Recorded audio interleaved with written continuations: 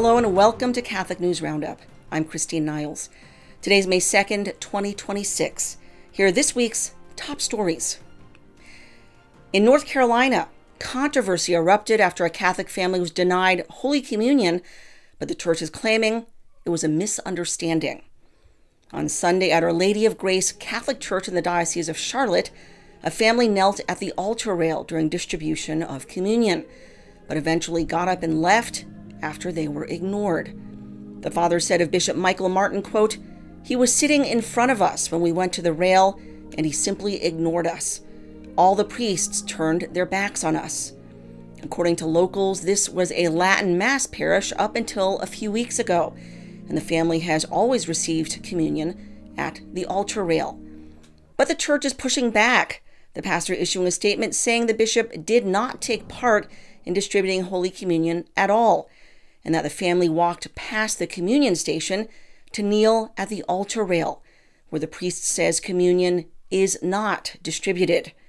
He stated that, quote, "Certain agenda-driven bloggers posted about this matter without checking the facts." The Vatican is currently reviewing complaints about Bishop Martin after he restricted the traditional Latin Mass, removed kneelers, and imposed other modernizing reforms. And in New York, nuns are fighting against leftist ideologues. The Dominican Sisters of Hawthorne are suing the state after it threatened the sisters with penalties for failing to install gender-neutral bathrooms or use transgender pronouns. The sisters run Rosary Hill Home, a free home for cancer patients established more than 100 years ago. Says the Mother Superior, "I think the most important thing is that we're adamant in keeping our Catholic identity. Without that, there's no purpose for us to do what we're doing." The Catholic Church teaches that gender can't be separated from biological sex. The lawsuit accuses the government of violating the sisters' First Amendment rights to free speech and freedom of religion. This comes as newly surfaced text messages from Biden's DOJ reveal a hatred for nuns. In 2021, prosecutor Molly Gaston writes of nuns, quote, "I would like to take a special assignment of finding and prosecuting them," with prosecutor J.P. Cooney agreeing, adding, quote, "although I'd like to prosecute any nun who still wears the head habit." And speaking of nuns, a French nun was viciously attacked in Jerusalem. On Tuesday, a Jewish extremist ran up behind the 48-year-old nun and pushed her violently against the pavement, then returning to kick her. She's a researcher at Jerusalem's French School of Biblical and Archaeological Research and was walking past the cenacle, believed to be the burial place of King David. The suspect, Yonah Schreiber, was arrested the same day.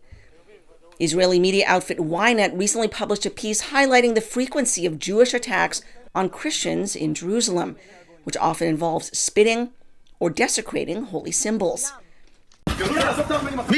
Spitting in front of me, spitting behind me, spitting on me, saying bad words to me, bad words about Jesus, throwing stones through our windows, and hate graffitis, and there's very often death to the Christians. One local Christian says, quote, "It is so humiliating and intimidating that some people think twice before walking with a visible Christian symbol." He claims it's gotten worse under Prime Minister Benjamin Netanyahu. In related news, Israel destroyed a Catholic church and convent in Lebanon. In the town of Yarun this week, Israeli forces bombed the convent and school of the Salvatorian Sisters. It's part of their bombing campaign across southern Lebanon, where officials have vowed to turn the area into another Gaza, destroying whole neighborhoods and towns, including Christian towns. Lebanon has the highest Christian population in the Middle East, around 30% of Lebanon's population, with a Christian president. While President Trump has insisted that Israel cease its strikes, Netanyahu has ignored his demands. Thousands of civilians have been killed so far and 1.2 million displaced. The U.S. bishops are pushing back against IVF. On Wednesday, they sent a letter to Congress opposing a bill that would force insurance companies to cover in vitro fertilization. The bill does not include exemptions for faith-based employers. The bishops noted that IVF is, quote, an unregulated industry that creates hundreds of thousands or even millions of preborn children who will be interminably frozen, expended in attempts to place them within a mother, or discarded and killed, often in a selective, eugenic manner. Catholic teaching also rejects IVF as a violation of a child's right to be conceived naturally by his biological mother and father. The bishops instead pointed to moral ways of treating infertility, known as restorative reproductive medicine. And in a pro-life legal victory, the U.S. Supreme Court is siding with the Christian Pregnancy Center. On Wednesday, the High Court ruled unanimously in favor of a faith-based pregnancy center, holding that its First Amendment rights had been violated. First Choice Women's Resource Centers sued the state of New Jersey after its attorney general sent a letter demanding donor lists as part of an investigation into whether the center misleads donors and patients. First Choice objected, insisting that the investigation was baseless and a violation of their constitutional right to association. The Supreme Court agreed. And in the UK, assisted suicide is dead. Pro-lifers are cheering the failure of the End of Life bill, debated and revised multiple times in the House of Lords, running out the clock and effectively killing it.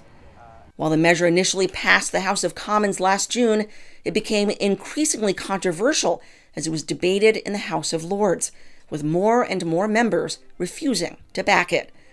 Says the Society for the Protection of Unborn Children, quote, "The Lords took their job of scrutiny seriously, and the more they scrutinized the bill, the more its flaws were exposed."